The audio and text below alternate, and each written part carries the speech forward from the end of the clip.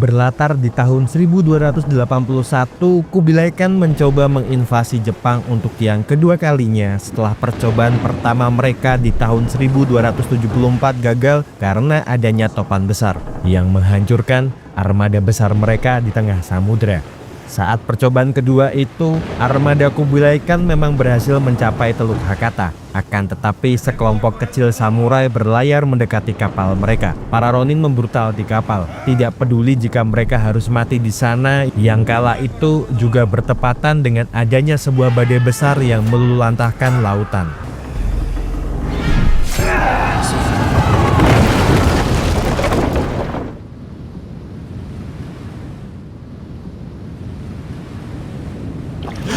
Seorang Ronin yang bernama Kim satu-satunya orang yang selamat dari peristiwa itu, dan saat ini dia terdampar di sebuah pulau yang sama sekali tidak dia kenali. Kim mencoba bangkit mencari pertolongan, meskipun kakinya saat ini terluka akibat tertusuk kayu dari bongkahan kapal.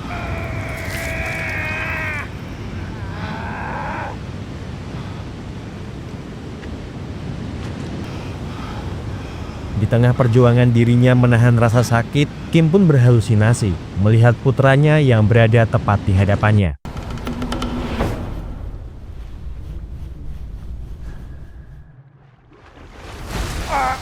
Kim berusaha mengobati sendiri lukanya itu, dan setelah merasa kaki kanannya bisa digerakkan, Kim lalu berjalan menyusuri tepian pantai mencari tempat aman untuk dirinya beristirahat.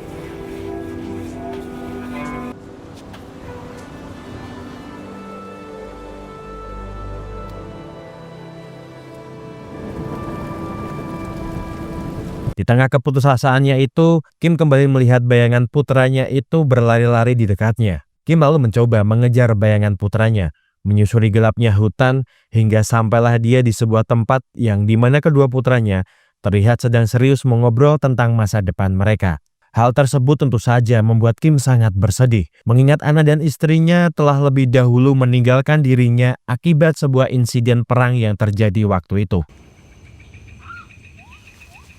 Pagi pun berlalu, Kim berusaha berjalan mencari pertolongan, namun lagi-lagi dia berhalusinasi melihat istrinya yang sedang menari di tengah hutan bambu. Kim yang sangat putus asa tak sanggup lagi melawan rasa sakit dan kesedihannya itu pun berniat melakukan harakiri, namun pada saat-saat terakhir upayanya itu, Kim malah tak sengaja mendengar suara bisikan sang istri yang memintanya untuk tetap hidup. Dia pun membuka matanya dan melihat sebuah gunung yang ada di tengah pulau, seakan-akan itu adalah Gunung Fuji, tempat di mana dulu dia dan keluarganya tinggal.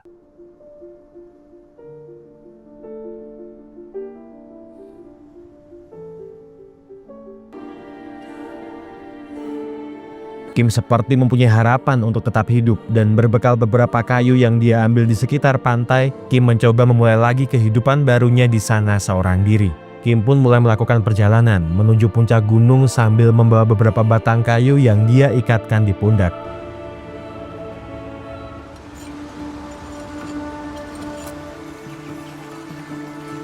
Waktu pun berlalu, mental dan kondisi Kim kini sudah semakin membaik. Dia pun melanjutkan hidupnya layaknya orang-orang pada umumnya, meskipun harus hidup sendirian di sebuah pulau asing. Kim bertahan hidup dengan memakan ikan-ikan kecil yang berada di sungai, sambil sesekali terkenang saat-saat dulu dia dan keluarganya bersama.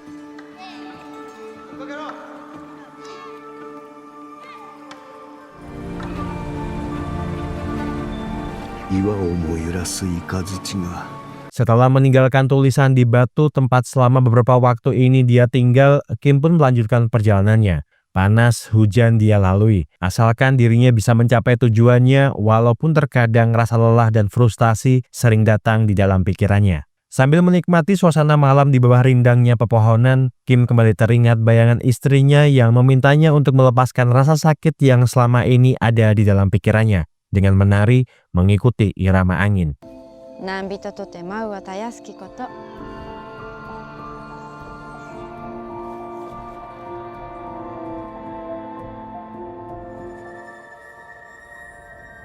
Setelah beberapa hari melakukan perjalanan, Kim pun akhirnya sampai juga di puncak gunung. Kim lalu mulai membangun gerbang layaknya sebuah replika dari gerbang Tori, yang hingga kini masih populer di Jepang sebagai simbol pemisah antara dunia dan alam spiritual. Tetapi tujuan Kim membangun gerbang Tori sebenarnya adalah untuk melakukan harakiri kembali karena dia meyakini gerbang Tori adalah gerbang utama agar dia bisa cepat bertemu dengan keluarganya. Kim pun menyiapkan pedangnya, namun tak lama sebuah batu dilemparkan oleh seseorang tepat mengenai kepalanya.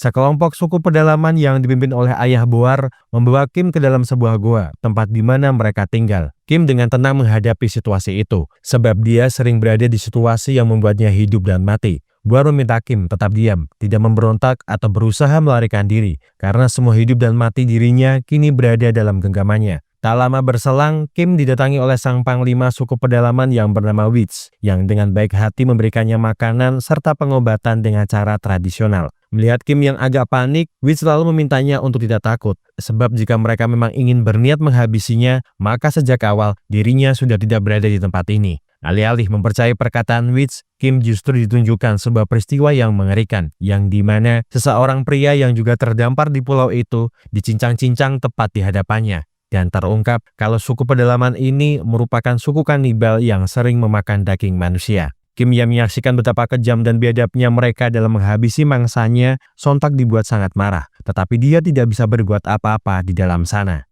Di sana Kim juga menyaksikan langsung bagaimana para kanibal itu melakukan proses ritual, meski dia sendiri masih belum mengetahui dengan apa tujuan mereka melakukan hal tersebut. Tetapi satu hal yang pasti, cairan getih yang diberikan para kanibal itu kepadanya adalah tanda bahwa dialah yang akan menjadi santapan mereka selanjutnya. Hingga di tengah perasaan cemas yang masih menyelimuti pikirannya itulah, Kim mendapatkan secercah harapan dari bayangan kedua putranya yang memintanya untuk terus berjuang demi bisa bertahan hidup, meski Kim sendiri sadar bahwa penglihatannya itu hanyalah halusinasi semata. Para penjaga yang melihat Kim seperti orang gila yang berbicara sendiri mencoba mendekatinya, namun tiba-tiba Kim membabi buta menyerang mereka berdua tanpa ampun.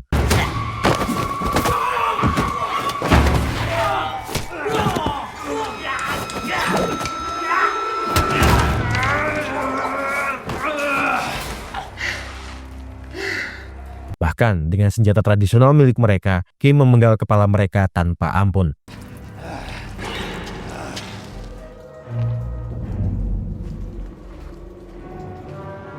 Kim pun lalu berusaha mencari jalan keluar dari dalam goa. Panjang perjalanannya, dia melihat lukisan di dinding goa tentang bagaimana kejamnya suku kanibal itu dalam membunuh orang-orang. Belum lagi dia juga harus memandangi tumpukan tulang belulang manusia menumpuk yang selama ini menjadi santapan dari orang-orang suku kanibal.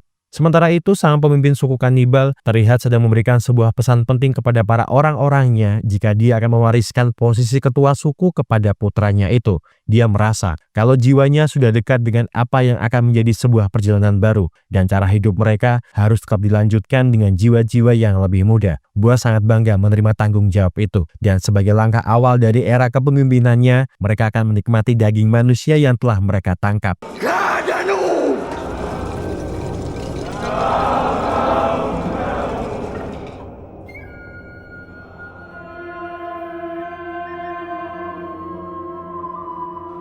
Kim yang menyaksikan itu dari kejauhan hanya bisa menahan amarahnya, tanpa menyadari kalau telah ada seseorang dari suku yang mengetahui kalau para penjaga tahanan telah mati dengan kepala yang terpenggal.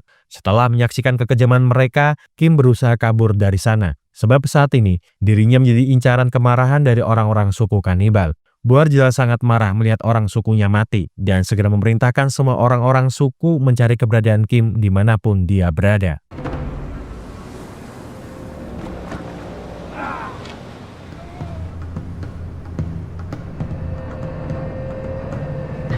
Esok pun berlalu, Kim segera memerintahkan semua orang-orangnya berpencar di seluruh penjuru pulau. Setelah dia melihat sebuah tulisan yang berisikan sebuah perintah agar mereka waspada terhadap bajak laut samurai yang tak lain adalah sosok Kim sendiri. Berbagai tempat di pulau itu mereka susuri dan diam-diam Kim telah bersiap menyambut mereka semua dengan sebuah kejutan.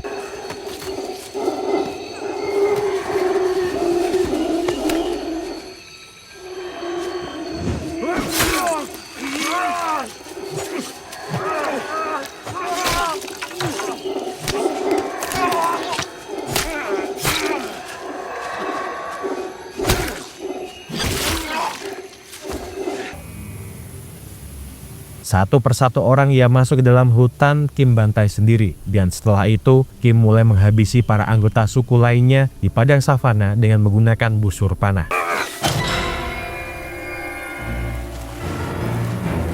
Para anggota suku yang ketakutan pun mencoba berlari dari sana. Witch yang kini berada di hutan bambu meminta anak buahnya untuk waspada. Sebab asap tebal yang menyelimuti tempat ini bisa menjadi jebakan yang disiapkan untuk membunuh mereka. Kim pun terlihat menunggu berdiri di tengah tebalnya kabut asap, menunggu para suku kanibal datang menghampiri dirinya.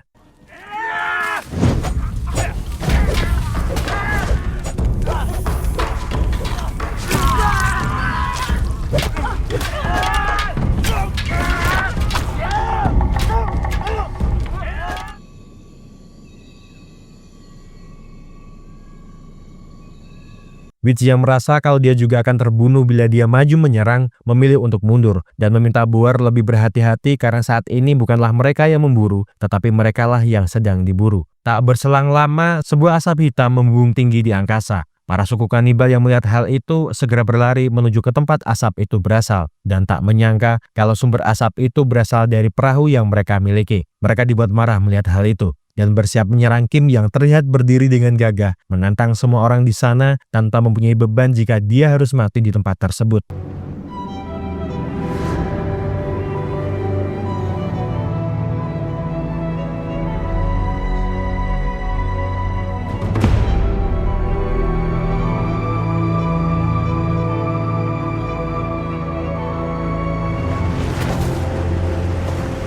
Menyadari bahwa seseorang yang sedang mereka hadapi saat ini bukanlah manusia biasa, Boar hanya berpesan kepada orang-orang di sukunya untuk menyerang Kim dengan membabi buta.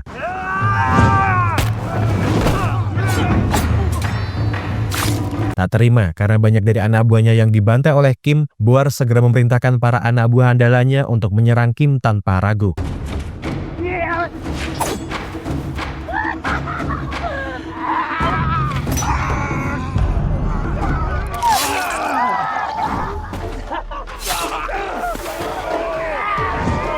Kim terlihat sangat kewalahan dalam menghadapi mereka, tetapi dengan pengalaman dan kemampuan yang telah diasahnya selama bertahun-tahun, tak membuat Kim gentar sedikit pun.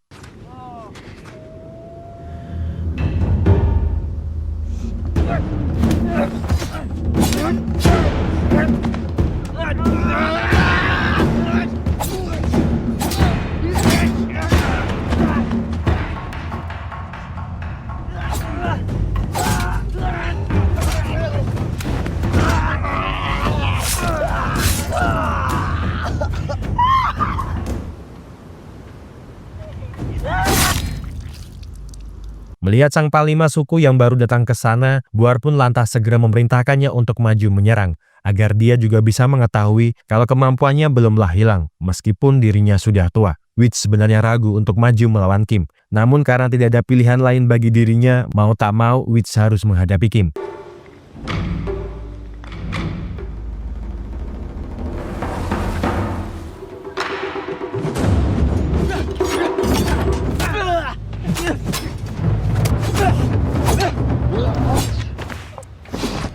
Dengan segala kemampuan yang dimiliki oleh mereka berdua, tanpa ragu, mereka pun mengeluarkan semua kemampuan yang mereka miliki masing-masing, sehingga sulit untuk menentukan tentang siapa yang harus menang dan juga siapa yang harus kalah.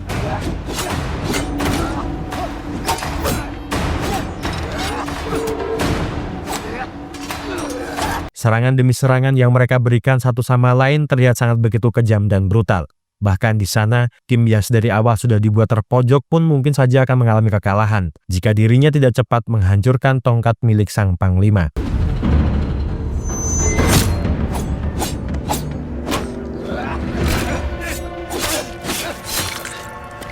Witch pun mati dengan kepala yang terpenggal, dan hal itu tentu saja membuat Boar marah hingga terpaksa harus turun tangan sendiri untuk membunuh Kim.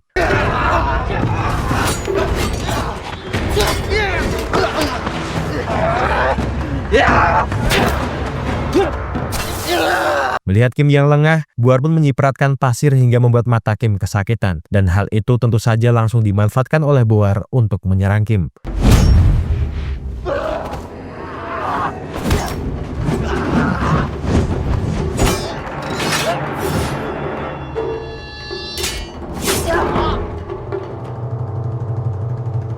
Dengan 2 katana di tangannya, Kim pun berusaha menyerang balik Boar dengan segala kemampuan miliknya.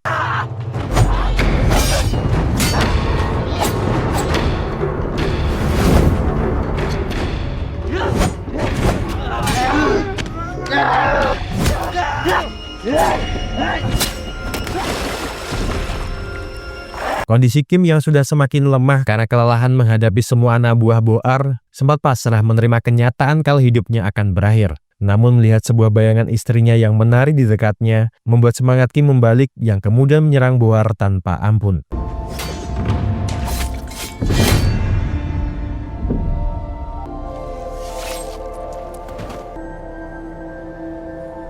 Dan sebelum film berakhir, kita akan diperlihatkan pada Kim yang kini sudah benar-benar berhasil menghabisi seluruh kelompok kanibal di pulau tersebut. Tak lupa, dia juga mengucapkan terima kasih kepada mendiang anak dan istrinya yang selalu hadir dan membantunya dalam menghadapi setiap masalah, meski itu semua hanyalah halusinasinya sendiri. Namun, jika bukan karena mereka, dirinya juga tidak mungkin akan bisa bertahan hingga sejauh ini. Terima kasih seluruh sudah menonton rangkuman film yang Mas Ahko persembahkan untuk kalian semuanya. Semoga terhibur. See you!